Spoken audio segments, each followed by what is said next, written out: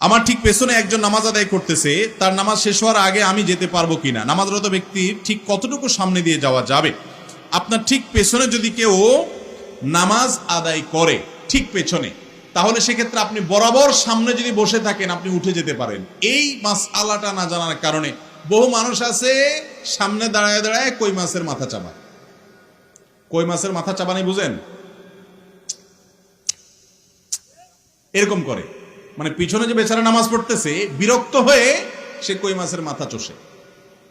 তো এবার ওই বেচারা কই মাছের মাথা চষা বুঝেন নাই, মানে বিরক্ত আর কি। সে এই যে বিরক্তি প্রকাশ করতেছেন আপনি, পিছনে যে বেচারা নামাজে দাঁড়াইছে তার নামাজের অবস্থা কাহিল হয়ে যাবে, কারণ সে বারবার দেখতেছে আপনি পিছনে বড় বড় চোখ করে তাকাচ্ছেন তার দিকে, তখন তার নামাজের অবস্থা কাহিল হবে না?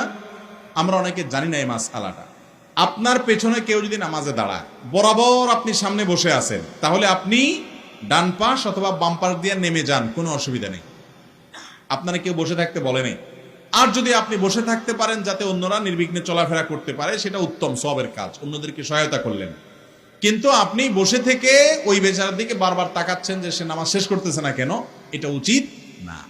আরেকটা পদ্ধতি আছে, সেটাও জায়েজ। সেটা হলো, নামাজ একজনে পড়ছে, আপনি পেছন থেকে ঠিক তার বরাবর সামনে উঠে দাঁড়ায় গেলেন। কথার কথা জামাত দাঁড়ায় গেছে, এখন একজনের সুন্নত পড়তেছে, এখন শেষের দিকে আছে, তো সামনের কাতারে তার যে নামাজ পড়তেছে তার বরাবর সামনে একজনের জায়গা ফাঁকা আছে, ডানে বামে মুসল্লি ফিল আপ হয়ে গেছে, তো আপনি এক পাশ থেকে আস্তে করে বরাবর দাঁড়ায় যান, কোনো অসুবিধা নেই।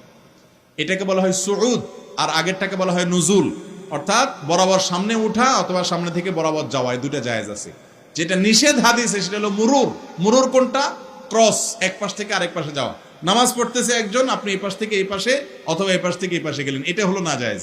তাহলে পদ্ধতি তিনটা হলো, বরাবর সামনে থেকে সরে যাওয়া জায়েজ আছে, পেছন থেকে বরাবর নামাজের সামনে গিয়ে দাঁড়ায় যাওয়া সেটাও জায়েজ আছে, কিন্তু এক পাশ থেকে আরেক পাশে যাওয়া জায়েজ নাই। এক পাশ থেকে আরেক পাশে যদি কেউ যায়, হাদিসে রাসূল আকরাম সাল্লাল্লাহু আলাইহি ওয়াসাল্লাম নির্দেশ করছেন সে যেন ওই ব্যক্তির সাথে লড়াইয়ে লিপ্ত হয়, তারে রীতিমতো থামায় দেয়। মসজিদে নববীতে একবার আমি দেখেছি, এক ব্যক্তির সামনে এরকম একজন যাচ্ছে নামাজের মধ্যে, সে এরকম হাত বাইর করে দিছে, তো হাত বাইর করার পরে ওই লোকটা থামে নাই, সে তাও যাইতে দিছে। এরপরে নামাজের মধ্যে দেখলাম আমি তাকা যে এক হাত দিয়ে তার জামার কলার এরকম করে একটা মোচড় দিল আর কি, লোকটারে ফালাই দিয়ে আবার সে নামাজ পড়লো আর কি, ওই বেচারা পরে অন্যদিক ঘুরে গেছে। তো এরকম কিছু বেড়া মানুষ আমাদের সমাজে আছে না নাই, যে তারপরেও যাওয়ার চেষ্টা করে, আছে না নাই?